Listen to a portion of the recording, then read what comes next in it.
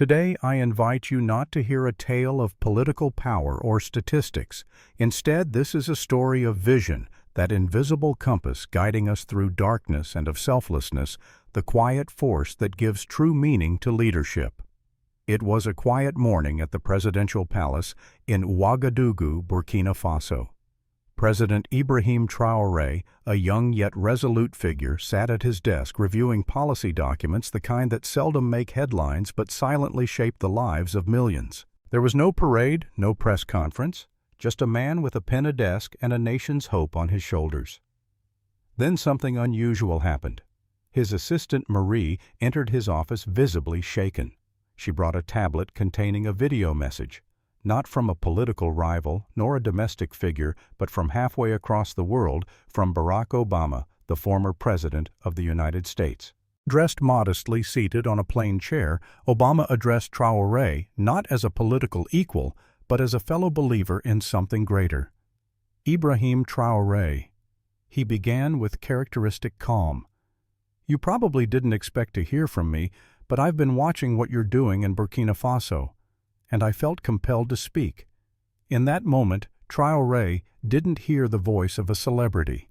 He heard something deeper, recognition not of success, but of purpose. Barack Obama's message wasn't about alliances or strategy. It was about dignity, in a world where many leaders chase power and recognition. Obama said, "You're doing something different. You're building dignity for your people." For Traoré, these were not just flattering words. They were a mirror showing him that quiet courage, even in a remote part of West Africa, can ripple outward. And what did he do with this message? He did not frame it, nor post it with hashtags. He didn't issue a triumphant statement to the media. Instead, he called an emergency meeting. Why? Because he believed the message was not for him. It was for his people. This, dear listeners, is what I call selfless leadership, the type that refuses to hoard recognition and instead distributes it among the people who made it possible. He addressed his team not with pride but with humility. "This isn't a personal compliment," he said. "It's confirmation that we're on the right path." And then he asked the one question that sets great leaders apart from good ones. How can we ensure our people hear this? How can they know they matter? He knew the power of a leader lies not in what they receive, but in what they pass on. In a distant rural village, a farmer named Fatou watched Obama's message on a low-end mobile phone distributed through the government's Dignity Through Self-Reliance initiative. She was in tears. "He's talking about us," she whispered to her daughter. "Not about ministers, not about policies, but about us." In that moment, Obama's words traveled beyond statecraft.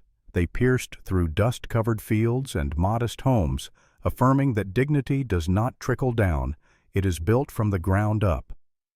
Ladies and gentlemen, we live in an age where leadership is often confused with visibility, but the story of Traoré and Obama reminds us, true leadership is not about being seen, it's about helping others be seen. Leadership is not a podium, it's a mirror. And Traoré held that mirror up to his nation. He walked through cornfields, not red carpets. He listened to villagers, not pollsters. He shook hands, not cameras. And in doing so, he reminded us that those who feel invisible are often the ones carrying the heaviest loads. So let us remember the most powerful act a leader can perform is not to speak, but to listen. Traoré didn't use Obama's message to elevate himself. He used it to elevate his people, to say, "You matter. You are seen. You are part of a global story." And that, my friends, is not just politics. That is vision in motion, humanity in power, and selflessness as strength. If the first part of this story revealed the spark of recognition ignited between two leaders, continents apart, the second part unveils the flame that spread across the hearts of people, transforming not only perceptions, but destinies. President Ibrahim Traoré could have rested in the warm glow of international praise. But visionaries do not stand still. They plant the seeds of recognition into the soil of collective will. Soon after Barack Obama's video went public, it was no longer just a message. It became a movement, not orchestrated from a government office, but from the homes of farmers, the hands of teachers, the voices of children. Fatou, the humble farmer who once struggled to feed her family, was now teaching carpentry to other women. Mamadou, a child who had never owned a pair of school shoes, was now reading aloud before his peers, his voice shaking not from fear, but from pride. Why? Because when a leader like Traoré sees dignity in his people, they begin to see it in themselves. Across the continent, others took note. In Nigeria, young citizens launched the Value Your People campaign, raising funds to support grassroots initiatives, not because they were told to, but because they too wanted to believe in a new kind of leadership, one that empowers rather than instructs, uplifts rather than commands.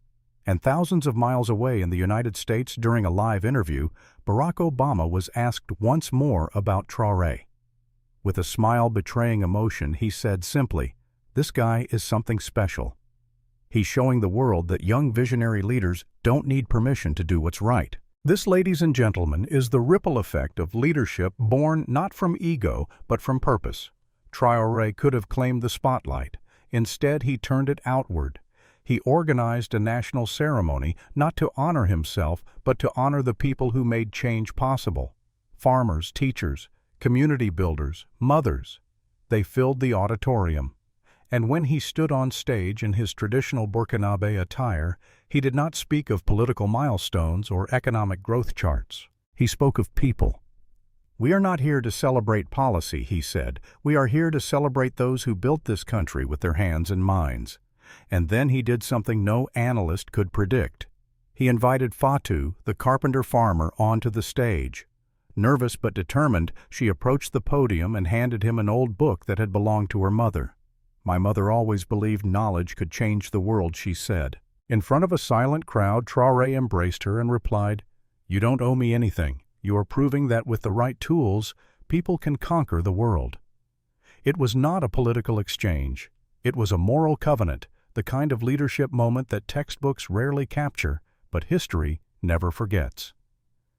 Meanwhile, Obama watched the ceremony remotely. When asked again by reporters, his voice trembled slightly. He's proving that leadership isn't about command, it's about trust. It's about unlocking the potential that's already there. And so, from the heart of West Africa, a message began to echo, not about aid, but about agency, not about rescuing Africa, but recognizing its brilliance. Dignity, it seemed, had found its loudest voice in the softest places. Behind the scenes, Traoré's team got to work. The Minister of Agriculture partnered with local universities to train farmers in sustainable practices. Marie, his trusted aide, coordinated national efforts to bring electricity and clean water to remote communities. Every report, every strategy was designed with one core question: how does this serve the people? And in one of his many field visits, Traoré met a young girl who handed him a handmade drawing, her way of saying thank you. He knelt down, looked her in the eyes, and said, "You don't owe me, but you owe it to yourself to keep believing. Because this country and this world needs you." A journalist watching the scene wrote in his notebook, "Today in Burkina Faso, I saw the future of an Africa that values its history, honors its heroes, and builds bridges of dignity for all." That future, dear friends, is not a dream. It is being written not in marble halls, but in the hands of ordinary people who are led with respect. So I ask you now, wherever you are in the world, whether you lead a nation, a classroom, a business, or a household, remember this: leadership is not the power to act, but the wisdom to uplift. It is not found in titles, but in trust. It is not earned through fear, but through service. The world does not need louder leaders. It needs braver ones. Leaders who know that when you give people dignity, they will give you greatness. And in Ibrahim Traoré, we are witnessing a new kind of greatness, one that does not shout, but resonates. Thank you.